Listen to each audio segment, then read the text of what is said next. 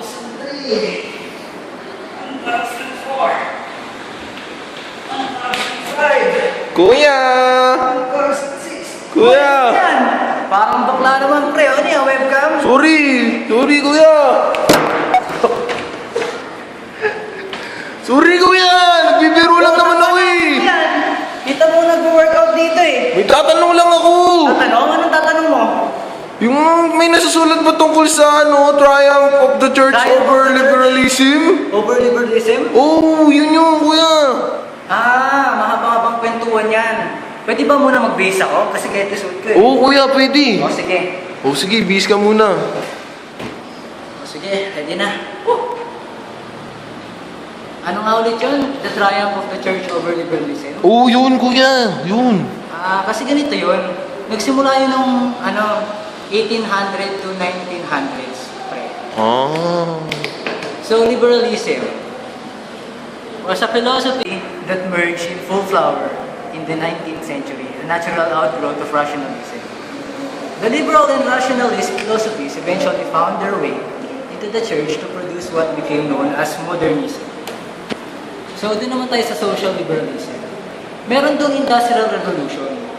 Yung industrial revolution is an extraordinary change in the world of industry affected daily lives of human beings and resulted in what has come to be known as the Industrial Revolution.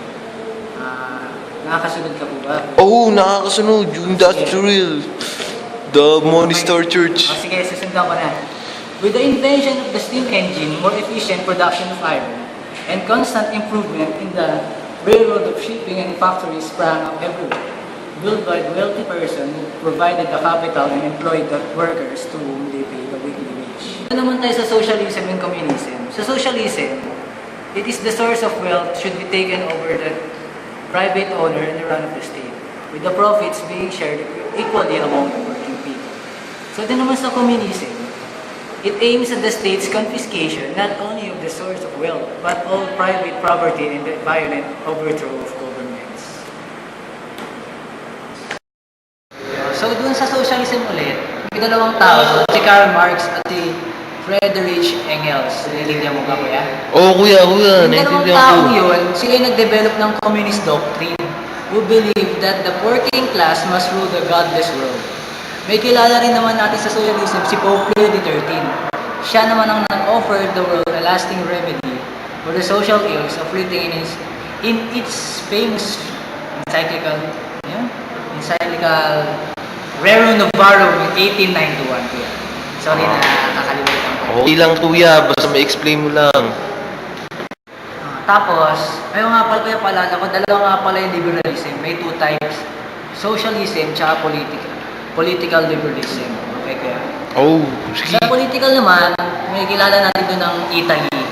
Sa Italy, after the fall of Napoleon, the Congress of Vienna, in the year 1815, left Italy as a patchwork of states and the duchies, with no bond of national unity between them.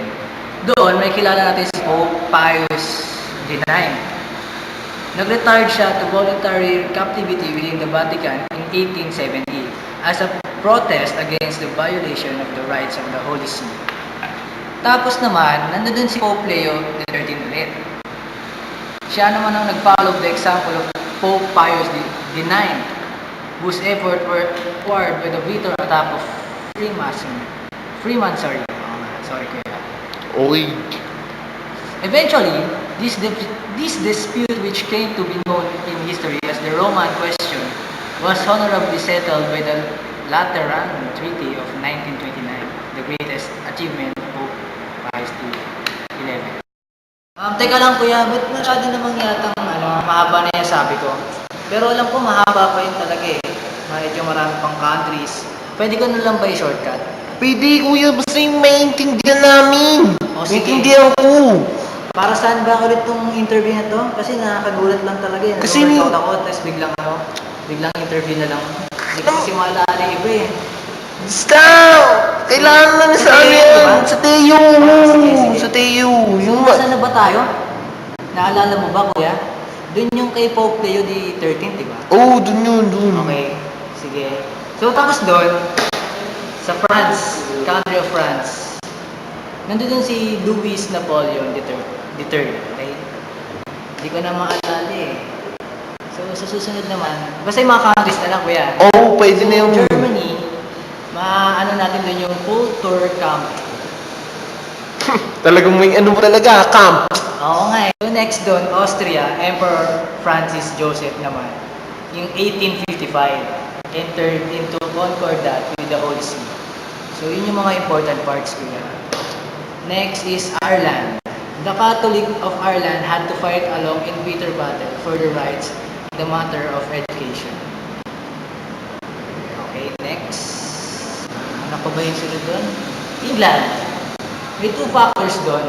Basta alam ko may two factors doon. Number one is the tremendous wave of immigration from Ireland. Number two, the Anglican Oxford movement toward the Catholic Church. So, yun nga yun. Okay, next. Meron pa ba? Mukhang nasabi ko na lahat, kuya. Okay na. Tapos na yun? Oo, yun na. Sinortcut na eh. Ah, okay. Sige, ang dami ko na naman natutunan sa'yo, kuya. Salamat uli. O sige, basta ha. Salamat. Gia. Basta huwag mo ako webcam pag nag-gym. Oo. Sabi naman kasi. Sorry na, kuya. Kailangan lang talaga namin sa project eh. Tapos na ako. Sige.